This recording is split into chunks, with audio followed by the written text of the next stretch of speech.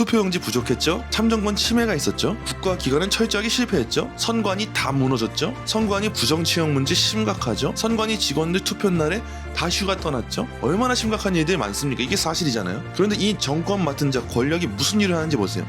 사실의 문제를 다루는 게 아니라 해석권을 통제합니다.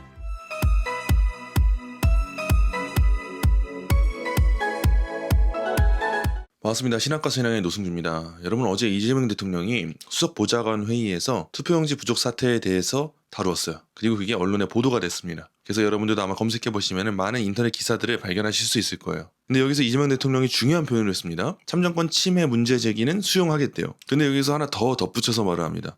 부정선거론은 음모론이다. 이 참정권 침해 문제를 부정선거 문제로 연결짓는 것은 사건의 본질을 흐리는 왜곡시키는 것이다. 그러면서 많은 시민들이, 전에도 시위대라고 표현하지 않았습니까? 시민들이 경찰관을 폭행하지도 않았느냐, 이런 식으로 문제가 번지는 것은 좋은 일이 아니다, 이런 식의 표현을 했어요. 저는 이 말이 굉장히 위험하다고 생각을 합니다. 왜냐하면 겉으로만 보면 문제를 해결해보겠다, 많이 조사해보겠다, 이런 표현처럼 들리지만 실제로는 국민이 사용하고 있는 이 언어를 변질시키고 왜곡시켜서 이 언어의 테두리를 정해놓는 역할을 지금 대통령이 하고 있기 때문이에요. 참정권 침해는 맞다, 근데 부정선거라고는 부르지 마라. 여러분, 이게 말이 됩니까? 참정권 침해가 이루어졌다는 것은 선거가 바르지 못하게 이루어졌다는 걸 말해요. 다른 말로 말하자면 부정한 선거가 있었기 때문에 참정권이 침해당했다는 거예요. 이미 우리는 참정권 침해 사태를 보면서 부정이 있었구나, 바르지 못함이 있었구나, 말 그대로 옳지 못함이 선거의 과정 가운데 있었구나, 이 사실을 알 수 있는데 대통령이 말을 하는 거예요. 참정권 침해 문제 오케이, 근데 부정은 아니야. 부정선거 음모론 꺼내지 마. 음모론 말 붙이는 순간 모든 게 낙인 찍혀버리는 거예요. 제가 여기서 부정선거라고 말하는 건 단순하게 우리가 조작의 문제로 이 문제의 근원을 좁혀서 부정을 말하자는 게 아닙니다. 우린 더 넓고 확장된 의미로 가야 돼요. 조작만을 의미하는 부정이 아니라 과정에 있어서, 절차에 있어서 옳지 못함이 많이 드러난 경우, 투표용지를 제대로 지급하지 못했던 경우, 그래서 많은 국민들이 발걸음을 돌려야 했던 경우, 그리고 참관인도 없이 투표함을 개표하게 된 경우, 이런 경우들에 대해서 우리가 부정이라고 하는 말로 선거의 절차가 무너졌다 말하는 게 왜 잘못된 거고 왜 음모론입니까? 이런 상황 가운데 대통령이 이런 발언들을 한다? 그건 사실상 선거 문제에 있어서의 진상을 규명하겠다는 것이 아니라 검열하겠다는 것과 다를 바가 없어요. 이 국민 개개인의 언어를 검열하겠다는 거예요. 이제 7월 7일 인터넷 차별금지법 시행될 때 이제 이런 매체를 통한, 유튜브를 통한, SNS를 통한 진실도 더 이상 전하지 못하는 시대가 열리게 되지 않겠습니까? 지금 이런 상황 가운데 정부가, 대통령의 힘을 입은 정부가 여론을 관리하고 있다는 거예요. 그 권력을 가지고요. 여러분, 이것이야말로 프레임 정치입니다. 부정선거 말을 꺼내버리는 그 순간 음모론자가 되어버리는 거예요. 그리고 우리 국민들, 시민들이 경찰관에 대해서 폭행만 했습니까? 아니요. 얼마나 아름답게 섬기는 모습이 많았는데 언론이 그런 모습 안 보여주죠. 이런 것을 저는 문제로 제기하는 거예요. 더 자세하게 살펴볼까요? 지금 정권은 이 문제를 두 가지로 쪼개서 설명을 하고 있어요. 첫째는 뭐예요? 참정권 침해 인정할게. 근데 다른 하나는 차단하죠. 부정선거론은 음모론이야. 그건 안 돼. 이 방식이 얼마나 교묘합니까, 여러분? 뱀의 혀 같지 않아요? 문제의 일부는 인정하면서 그 문제가 어디까지 해석 가능한지를 정부가 정해준다는 거예요. 쉽게 말해서. 부정선거를 말하는 건 안 돼, 그렇게 해석하는 건 잘못된 거야, 정해주는 겁니다. 자유가 없어요. 여러분, 우리 보수적인 신앙 노선에 따르는 보수적인 성도들, 그리고 보수적인 정치관을 가진 국민들은요, 항상 질서와 법치를 강조합니다. 그런데 질서와 법치의 가장 기본이 뭡니까? 국가기관이 자기 책임을 다하는 거예요. 국민이 투표하러 갔는데 투표용지가 없었어요. 그러면 국가기관은 자기 책임을 다해서 그 문제의 근원을 밝혀내고 이 선거의 부정의 문제를 명확하게 브리핑을 하고 해결을 해야 되는 건데, 함부로 부정선거는 말하지 마라, 이렇게 말하는 게 이게 나랍니까? 왜 젊은 세대들 2030이 분노하겠습니까? 2030은 특히나 자기 권리에 있어서 민감한 세대입니다. 이 민감한 세대가 권리가 빼앗겼다는 걸 목격했어요. 그러니까 이 들고 일어나는 역사가 이루어진 거 아니에요? 국민의 한 표가 가볍게 취급되는 나라라면 내 권리도 가볍게 취급될 수가 있겠구나, 이걸 깨달은 거예요. 선거의 부정함을 지적하면 음모론자로 낙인 찍히는 나라, 이 나라는 나의 의견의 자유를 받아들이고 수용할 수 있는 나라가 아니라 나를 프레임 씌워버려서 나를 매장시켜버리는 나라구나, 젊은 세대들이 깨닫게 된 거예요. 권력이 언어까지 재단하려고 하는 나라, 말을 못해요. 다루면 안 되는 역사가 있어요. 다루면 안 되는 말이 있어요.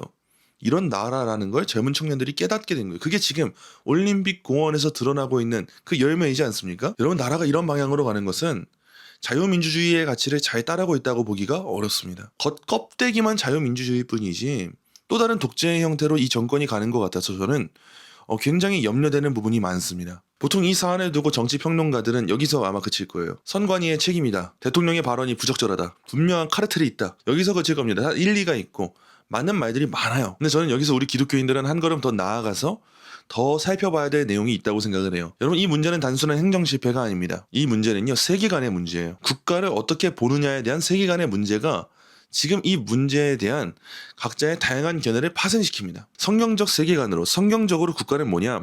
하나님이 위임하신 권위를 맡아서 하나님의 뜻에 따르게 사람들을 통치하고 다스리는 기관, 그게 정부고 국가 권력이에요. 그렇다면 이들은 무엇을 위해 존재해야 되냐? 하나님이 주신 질서를 잘 보존하기 위해서 존재해야 돼요. 그런 점에 있어서 국가는 국민 위에 군림하는 권세가 아닙니다. 국가는 국민의 권리를 좌지우지할 수 있는 주인이 아니에요. 국가는 정의와 질서를 위해서 부름받은 청직이라는 거예요. 근데 계속해서 국가가 자기 실수는 작게 만들어요. 그리고 국민의 실수를 부각시키려고 해요. 국민이 항상 잘못하는 것처럼 만들려고 해요. 그러면서 국민이 질문을 던질 때 그 질문에 대해서 적대적인 태도로 나타나요. 그러면 그때부터 국가는 청지기가 아니라 주인 행세를 하기 시작하는 겁니다. 그럼 이거는 굉장히 위험한 일이에요. 항상 요즘 시대에 지금 이 정권에 들어서서 권력이 어떻게 움직이는가를 보세요. 계속 비슷한 패턴이에요. 항상 사건을 축소시킵니다. 다른 대통령이 죄지었을 땐 대통령이 죄지으면 감옥 가야 된다 말하는데 본인 재판은 중단시켜버려요. 국민들의 언어를 통제시킵니다. 그리고 이런 문제를 제기하는 국민들을 침묵시켜버려요. 그 입에 재갈에 물려버려요. 그리고 나서는 온 국민들에게 침묵을 질서인 것처럼 포장을 시키죠. 지금 문제가 똑같아요. 최근에 있었던 스타벅스 문제도 마찬가지죠. 여태까지 어떤 정권도 기업에 있어서 자신 있게 규제해야 된다, 뭐 해야 된다 쉽게 말하는 정권은 없었습니다. 자유시장 경제체제 안에서 기업이 잘못을 했다면 그 기업이 알아서 책임을 지게 되는 것이고 여론의 판단을 받게 되는 것이지 국가가 나서서 이 기업이 이렇게 잘못됐다 말하는 경우 흔치 않아요. 근데 왜 말했습니까? 그때 국가가 특정 역사에 대한 거 아니에요? 5.18이라고 하는 성역을 건드렸기 때문에 그 성역에 대한 역사 왜곡의 문제가 너무 심각하다 국가가 지적했잖아요. 그런데 왜 드라마가 역사 왜곡할 때 21세기 대군 부인이라고 하는 드라마가 한국을 중국의 속국처럼 만들면서 역사를 왜곡할 때 왜 전쟁 기념관이 6.25 전쟁을 항미 전쟁처럼 묘사하면서 이 역사관을 왜곡시킬 때 이런 문제에 대해서는 아무 말도 안 하면서 특정 문화, 특정 역사에 대해서만 말하냐는 거예요. 이런 문제를 제기하는 게 상식이지 않아요? 근데 이런 문제를 제기하면 음모론자다. 이런 문제를 제기하는 사람은 교육을 받아야 된다. 이런 문제를 제기하는 사람한테 프레임을 씌워버리면서 낙인 찍고 결국 두려워서 아무 말도 못하도록 침묵시키도록 만들죠. 이런 문화가 형성되면 자연스럽게 따라오는 국민들은 어떻게 되겠습니까? 아, 그런 문화와 역사에 대해서는 말하면 안 되구나. 나도 입술을 닫아야 되는구나. 침묵의 질서를 국가가 만드는 방향으로 계속 이 정권이 가고 있다는 거예요. 여러분, 이 흐름을 우리가 읽지 못하면 늘 이 프레임에 당하게 되는 겁니다. 조금 철학적으로 이야기해 볼까요? 지금 이 시대에 일어나는 문제는 사실에 대한 문제가 아니라 해석권에 대한 문제예요. 무슨 일이 벌어졌는지 그 사실에 대해서 국민들이 다 알고 있어요. 투표용지 부족했죠? 참정권 침해가 있었죠? 국가기관은 철저하게 실패했죠? 선관위 다 무너졌죠? 선관위 부정치용 문제 심각하죠? 선관위 직원들 투표날에 다 휴가 떠났죠? 얼마나 심각한 일들이 많습니까? 이게 사실이잖아요. 그런데 이 정권 맡은 자 권력이 무슨 일을 하는지 보세요. 사실의 문제를 다루는 게 아니라 해석권을 통제합니다. 그 사건을 뭐라고 불러야 되는지를 해석하는 영역에 있어서 국민들에게 답을 알려주고 제시하고 그 울타리를 벗어나지 못하게 막아놔요. 참정권 침해 문제까지는 맞다. 그런데 부정선거라고는 하지 마라. 해석을 해버리는 거예요, 국가가. 조사를 뭐 얼마나 했다고요. 얼마나 제대로 알아봤다고요. 그냥 딱 단정지어서 부정선거 아니야. 끝. 이게 돼버리는 거예요. 여러분, 이건 사건의 통제가 아니라 해석의, 의미의 통제입니다. 이런 의미와 해석을 통제하는 권력은 너무 위험한 거예요. 왜냐하면 자유로운 국민은 스스로 사실을 보고 판단할 수 있습니다. 근데 통제된 국민은 어떻습니까? 판단할 자유가 없고 권리가 없어요. 공산주의 국가들이 그런 것처럼 해석을 하면 안 돼요. 국가가, 정부가 권력이 알려주는 대로 알고 있어야 돼요. 그분이 위대한 수령님이면 위대하다고 알고 있어야 돼요. 반론을 제기하면 안 돼요. 그래서 이런 통제가 위험한 거예요. 그래서 저는 이 문제, 대통령이 이런 발언들을 단순히 선거 관리 문제, 이 정도 문제로만 축소시켜서 이해하고 싶지가 않아요. 그럼 안 될 것 같아요. 지금 이 싸움의 본질은 국민이 자기 언어를 빼앗기느냐 지키느냐의 문제라는 거예요. 여러분, 신앙인의 입장에선 더 분명한 문제죠. 성경은 거짓 저울을 미워한다고 말합니다. 여러분, 선거는 자유민주주의의 저울이에요. 그 저울이 흔들렸다면 우리는 누가 표를 받았냐, 누가 당선됐냐 이걸 따지기보다 먼저 저울 자체가 지금 괜찮은가를 묻는 거예요. 그게 상식입니다. 여러분 우리 하나님은 결과만 보지 않았어요. 과정을 보시고요. 정직을 보세요. 공의를 보세요. 그러므로 우리 신앙인들은 이렇게 말해야 돼요. 참정권 침해가 있었다면 그것은 선거의 부정입니다. 바르지 못했던 겁니다. 국가기관이 자기 책임을 다하지 못했다면 그것은 질서의 훼손입니다. 정권이 이 국가의 언어를, 정권이 국민의 언어를 통제하려 한다면 그것은 자유의 침해입니다. 이렇게 말하는 것이 정직한 거예요. 여러분 이 시대의 프레임에 속지 마셔야 됩니다. 이 문제의 근원은 절대 헷갈리시면 안 돼요.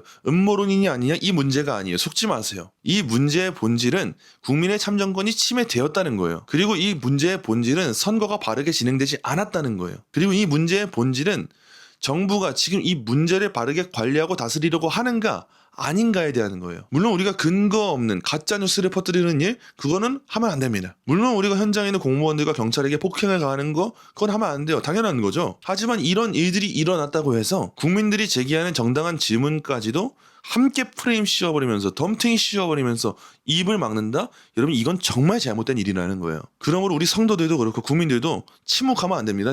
지금은 침묵이죠. 그 침묵은 이제 여러분의 입에 재갈을 물리는 사회로 다가오게 될 거예요. 참정권 침해를 인정하면서도 부정이라고 하는 말을 하지 말라는 정권, 이 정권을 우리는 엄격하게 감시하고 바른 균형을 갖출 수 있도록 우리가 적극적인 시민 운동에 참여해야 됩니다. 국민의 한 표가 흔들리면 나라의 기초가 무너지는 거예요. 선거가 흔들리면 개개인의 자유가 흔들리는 겁니다. 그리고 교회가 이 모든 걸 보면서도 침묵한다? 시대를 보는 눈이 어두워진 겁니다. 그러므로 여러분 끝까지 물으시고 끝까지 우리가 지켜 마땅한 자유, 우리가 내야 마땅한 그 발언들, 그런 의견들 끝까지 낼 수 있는 나라 될 수 있도록 진정 공의와 자비와 진리가 정말 강물같이 흐를 수 있는 나라가 될 수 있도록 우리의 맡겨진 책임을 다해야 되는 시대입니다. 꼭 기억하십시오. 지금 이 나라의 근간은 누가 흔들었는가? 왜 흔들렸는가? 지금 이걸 부정이라고 말하지 못하게 만드는 사람들은 무슨 의도인가? 이 질문에 대한 답을 여러분 명확하게 찾으시기를 바랍니다. 감사합니다.